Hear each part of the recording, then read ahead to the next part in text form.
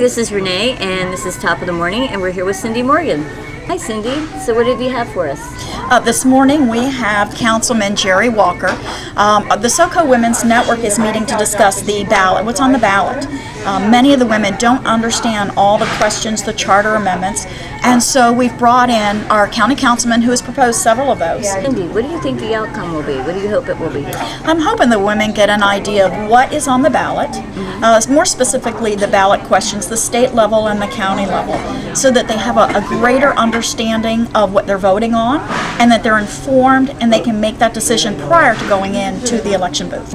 We're here at Friendly's and they can't turn the music down, so unfortunately you'll have to bear with us. This is Renee and this is Cindy Morgan, and we're about to get started with the SOCO Women's Breakfast. Good morning, everyone. Thank you for coming out on this early morning, and thank you for taking the time to try to study these. A lot of people ask why we have so many questions on the ballot, and we'll start out with that briefly real quick. Every 10 years the county has a charter review commission or charter revision commission, and that commission is made up of county residents that are tasked with reviewing the charter and coming up with recommended changes. And so anytime during a regular election, the council can, by the vote of 5 members of the council, put a question on the ballot to change the charter. And so typically you'll see 1 or 2 or 3 questions that the council agrees, hey, these need to go on there.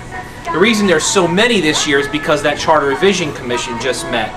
And that commission is a 5-member panel that was selected by the county council to review the charter and come up with some recommended changes. They issued us a very substantial report that suggested a number of changes, 15 of which we agreed with. There were a number of other ones that we did not take up, either because there wasn't support of 5 members, or we might have discussed them and then voted them down. The 15 that are on here are all ones that I supported. We didn't have unanimous consent on all 15.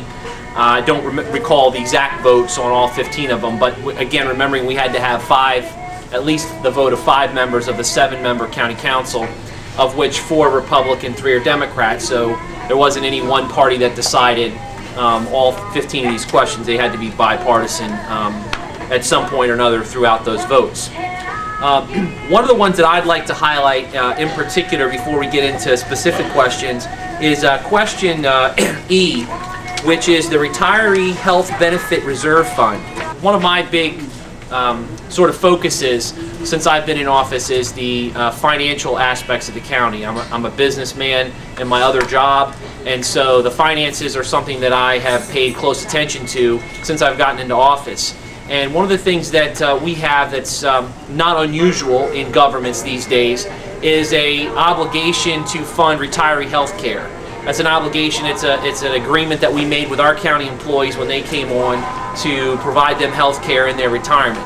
So whether you agree with retirement health care going forward or not, we have an obligation to the folks that came on that are currently retired in the system and that we are providing health insurance for. And the way we're funding that currently is on what they call a pay-go basis, which means it's pay as you go.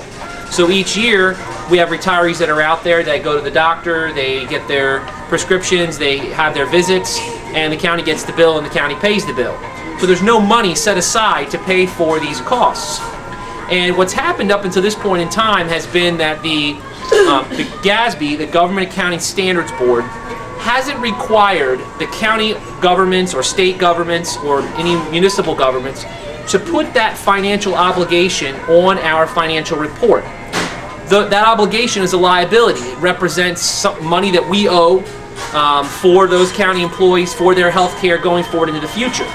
So this was, in my opinion, one of the largest dollar amounts that of liability that we have, and then we have no offsetting asset for that liability.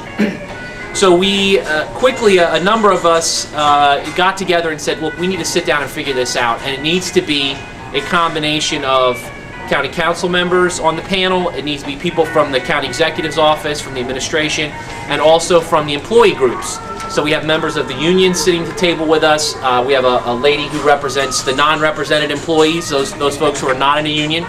And we all sat around the table starting last September, And we worked through a lot of these issues, and as a group, collaboratively had a report that came out. And just so you have a figure in your head of what that liability is for the retiree health care, it's sitting out there right now. It's $1.2 billion. And our whole county budget, just so you know, is an annual budget is $1.2 billion. So that liability that's been sitting out there off of the books because it hasn't been required for us to show it is now required for us to show it. So now what that does is we put that liability in our books. It shows as a liability. We have no asset to offset that liability. And so when the bond agencies, when we go to them to say, hey, we need bonds for road projects, or we need bonds to build schools, they're going to look at our financials and they're going to see this $1.2 billion liability with no offsetting asset, and they're going to say, hey, what's the plan? Now, fortunately, like I said, we're not the only ones who have this issue. All county governments are struggling with this. All state governments have the same problem. They're all having to show this on their books now that they didn't have to show before. And so the difference is going to be when the bond agencies are looking at these things, the difference between the county governments is going to be who has a plan going forward for how to handle this liability. And so this is part of our plan that this committee came up with. And what this does is it sets up a trust. Now, this isn't a trust like at the state level where they can set up a trust and then raid the trust. This is actually, because this will be voted on by you, the voters, once this is established and we put money in that trust, we will be unable to pull money out of that. Any future councils or future administrations will be unable to pull money of that to pay for anything other than retiree health care. The previous councils have recognized that this is an issue, and so they tried to put aside $20 million about 4 or 5 years ago to start sort of chipping away at this number. And they quickly, as soon as we had a downturn in the economy, they quickly took that $20 million and spent it on something. So we've got to set this up so that we can put money aside that's not going to be touched, that's going to be set aside for the retirees that we have this obligation to fund their retiree health care. So I hope that kind of explains that in a nutshell. But that's one of the ones that's very important to me, and one of the ones that I've worked on and have spent hours and hours in these committees meeting with. And what this does by setting up this trust is, one, it shows the bond agencies that we have a plan, and two, we've agreed to make adjustments to the current employees' health care plans. And what that does is they've agreed to allow these adjustments to be made, and in exchange, the savings that we're going to receive as a result of their changes in their current plan are going to be used to put into this fund. So it's going to basically create a system by the savings that they've created by making and allowing us to make changes to their current plan, are going to create a system that ensures their future retiree health care here in the county. Does anybody have any questions about that? Did I cover that? That's probably one of the most important ones to me. A couple of the other ones that are pretty quick and easy, question B and question C, which are county council and county executive removal from office. The charter did not, as we found out earlier this year, did not have the provision to remove a council member if that council member was convicted of a crime or sent to jail. The folks who drafted the charter back in the 60s just did not think of that as something that was a possibility. And if they did, I'm not sure quite why they didn't put it in there. But regardless, it wasn't there, and we ran into a situation where we needed to remove a member, and there wasn't really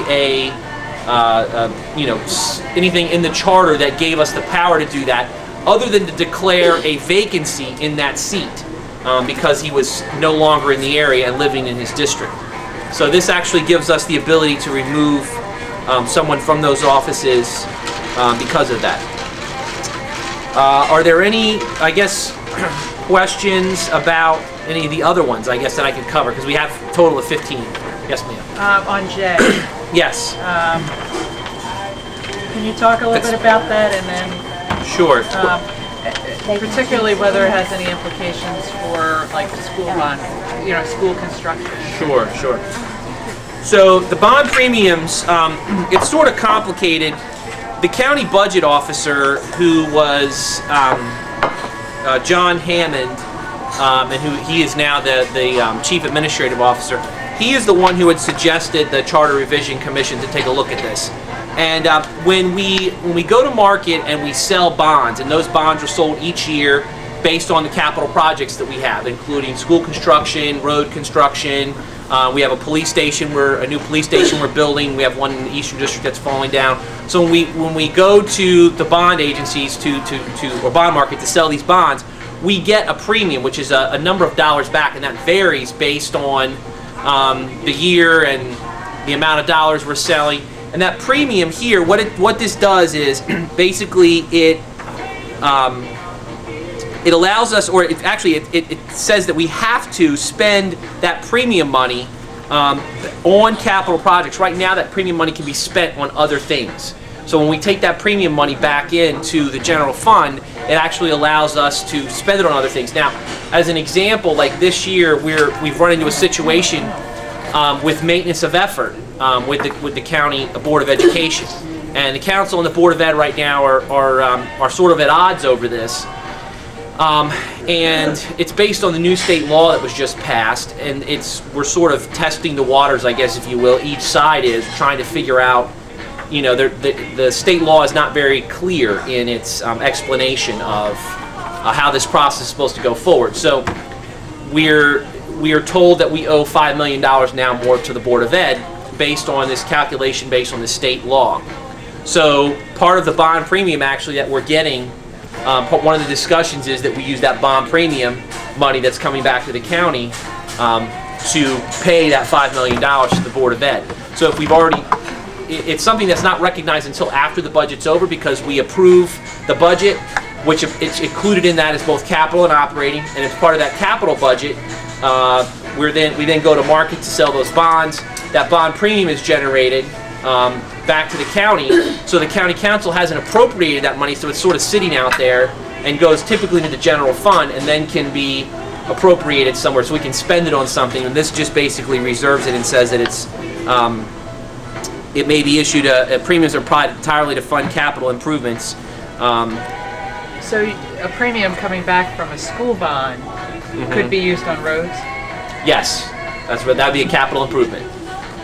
So anything that has your capital improvements are things that typically have a life of more than 10 years. Yeah, but I mean, it's not restricted to the same. It's not restricted to the same project. Or, correct. It gives us the flexibility to move it to different projects. So, you know, our bonds are usually in the $200 million range of capital projects for your budget. So, and 100, and I think over 100 of that, 120 or something is schools, and then 80 is other county projects. That's about where we're at right now on an annual basis. So. Annually? Annually, yeah. Any other questions? I will say real quick, the term limits. There's two questions on term limits. The Board of Appeals, question L and question M. For those of you who don't know, there's your three branches of government: county, or your executive, legislative, and judicial, right? And I'm obviously on the council, so that's the legislative branch. The county executive's in the executive branch, and we each have term limits. The Board of Appeals is the judicial branch of county government, and it's made up of citizens that the county council appoints. So each member on the council appoints one member on the Board of Appeals, and it's a judicial panel of citizens that hear issues that either county residents bring to them that complain about a ruling or decision made by the county, or county employees. And so right now we have a number of members on that judicial board, that Board of Appeals, that have been there in excess of 3 or 4 or 5 terms.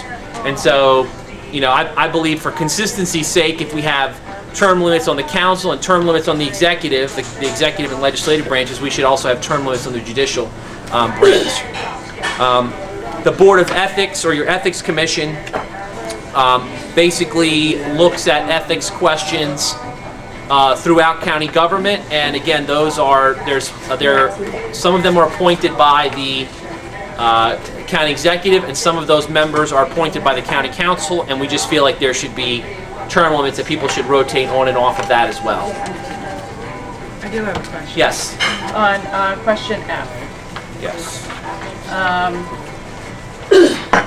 Oh, to yes. to me, like, one of the things when you live in South County is kind of that preservation mode. Sure. You know, and one of the things that kind of helped preserve that in this last go-round was the executive being able to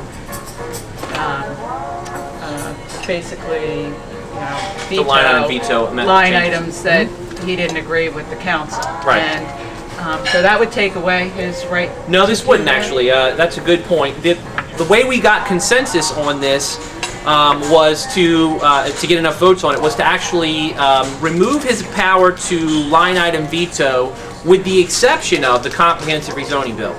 So he will lose his power to line item veto on anything except that bill. So he will retain the power to veto lines in that or amendments to that bill.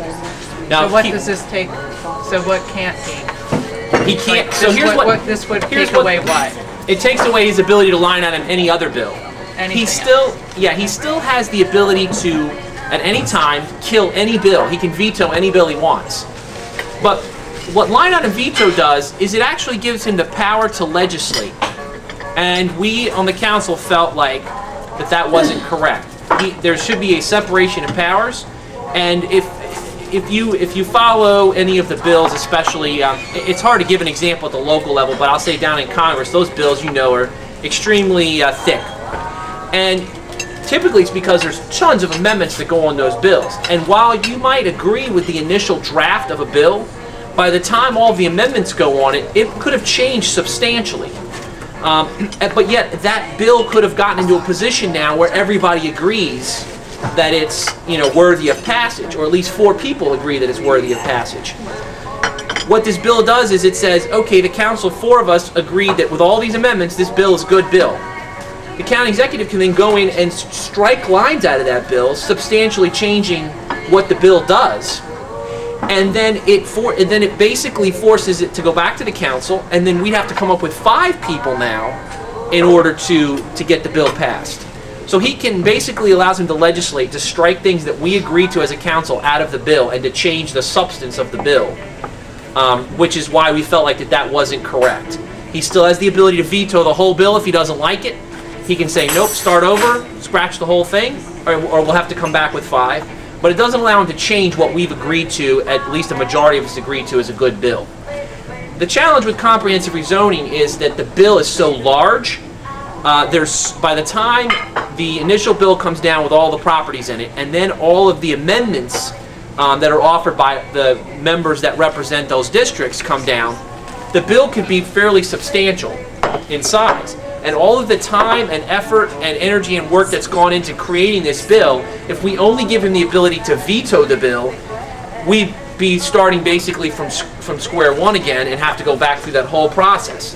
So at least this, in that sense, that's one of the only bills that we deal with that has those types of issues.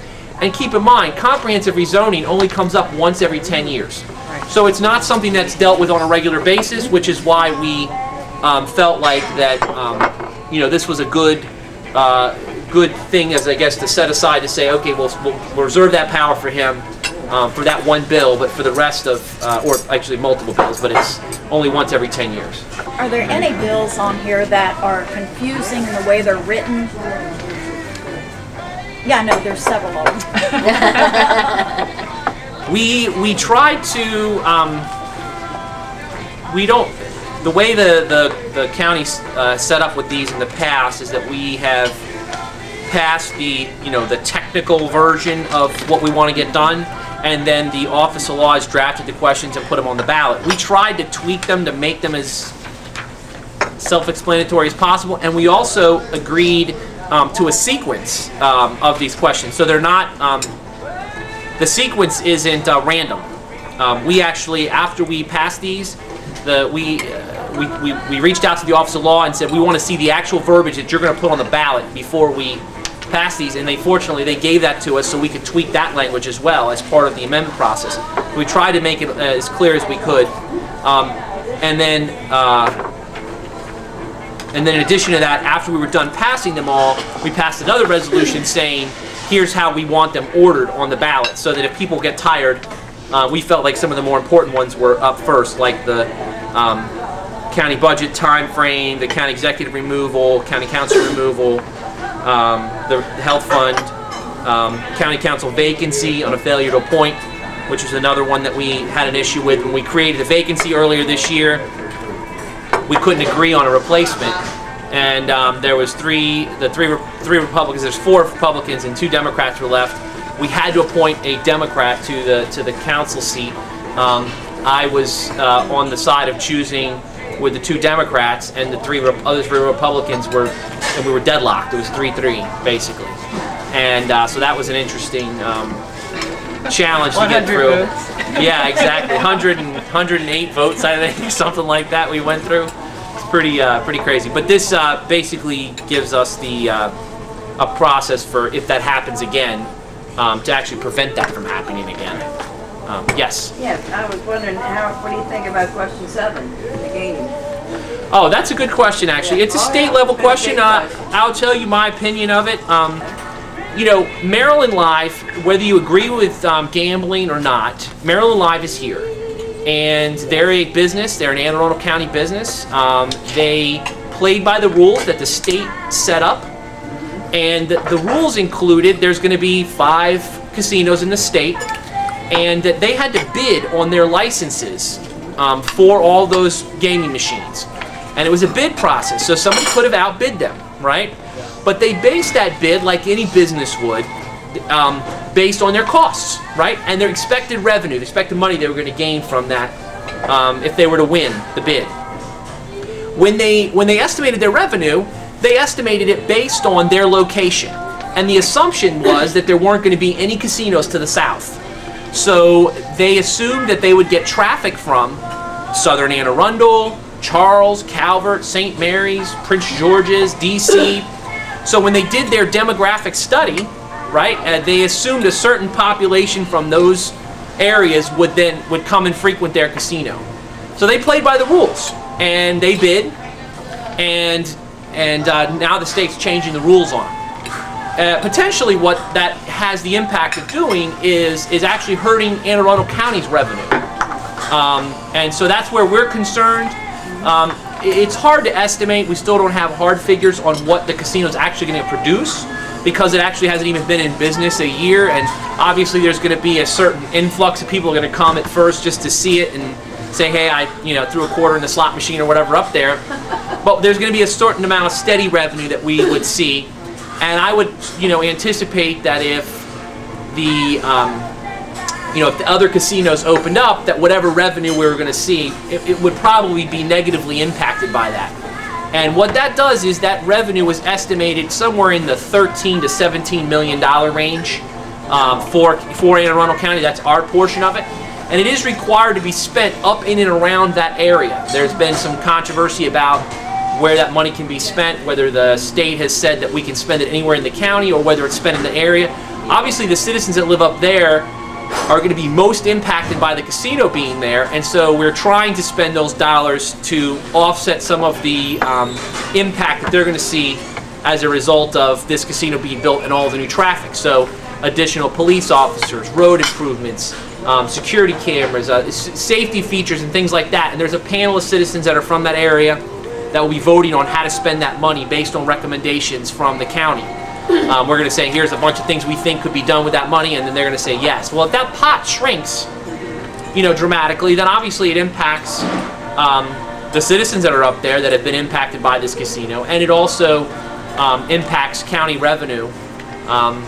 So that's the negative impacts of it. Yes. Well, what about the addition of cable games? Actually, so from what I'm told, I'm not a gaming expert, but from what I'm told, they actually make less money on table games than they do on the video lottery terminals, because you have, when you're sitting there at the table, and let's say that, like, if you've walked up through there, I walked through there 2 months after it was open, and you see a blackjack table that's basically set up there, and everybody's playing at their own station. They got a screen right there on the table, so they're going to be pulling those terminals out and putting in a live dealer. From what I'm told, is that they'll make more money off those video machines than they will actually, because they got to pay somebody now to stand there at the table, and they've also got, you can't play as quickly as you could if you had, you know, all the seats filled and everybody's playing their own game, one-on-one with the computer. It's a job. I'm sorry? It is employing people. It does employ people. You're right. They're not high paid, you know, highly paid jobs, but it does offer jobs. You're correct. I was told that. Yes. Say why the council wanted to change the budget times? Oh yes, the budget time frame. Very good question. What happened was we actually just passed a charter amendment for this 2 years ago to change the budget cycle. And we lengthened the budget cycle. So it was originally from the beginning of May to the end of May, the council dealt with the budget. The last charter amendment that we had, one of the council members felt like that there was, well actually 5 of them, felt like there was a challenge to get through all the budget. We have a $1.2 billion budget, and it's a lot of data to go through in a very short amount of time. And we don't see it until the county executive introduces it. So he was introducing it on May 1st, and by the end of May we had to have it passed. So the council put on the ballot, and the citizens approved extending the cycle from 30 days to 45 days. What that did was it moved the start time back to April the 15th. The General Assembly doesn't finish until like the second week in April. So it's like they were like right on top of each other, the end of the General Assembly session and the introduction of our budget. The problem is that because county governments receive funding from the state, and we don't know how much funding and what's going to exactly happen until the state strikes their budget and the day is done and sine die happens, it impacts county budgets. So this situation that we ran into this last session was a really horrific example, because the General Assembly couldn't get their act together, couldn't get a budget balanced and out the door without making all kinds of changes and big cuts that impacted county governments. Well, then we had like less than a couple of days, or the county executive had less than a couple of days to get his budget finalized based on their changes that they, you know, made because they couldn't figure everything out. And then of course they came back in special session, but it basically will shift the timetable from April 15th back to May, but it extends it into June now. So it actually gives us till the middle of June to get done with the budget. It gives him a 2-week window approximately that the General Assembly will have been done with their session, and then him to look at the impacts of the session, figure out what that's going to mean to the county budget, and then introduce the budget to us at the beginning of May. So, all right. Jerry, thank you so much. Cindy, how do you think it went? I think it went very well. The women were very engaged in it. Yes, they asked lots of questions from both sides of the issue. I wanted this to be a partisan effort, Right. And so there was a great feedback from the women in asking lots of questions about it, the impact to them as business owners and the impact to them as citizens, tax-paying citizens of the state. Yeah, well, Friendly's was open for business. They were gracious to take us as a large group, although they do have other diners, and they were in the background, they were serving to them, and there was conversation going on. It did provide somewhat of a distraction, but through it all, the county councilman did a great job, and in the meantime, we had a great meeting. So Cindy, do you have any last contact information or any questions to put out? If anybody is concerned about what's on the ballot, they can go to the League of Women Voters website, vote411.org. There, all the ballot questions will be available to them for their specific location, not just Anne Arundel County, but all statewide. And they can download the ballot. Well, thank you, Cindy. That was really interesting. Thank you. Thank you for being here.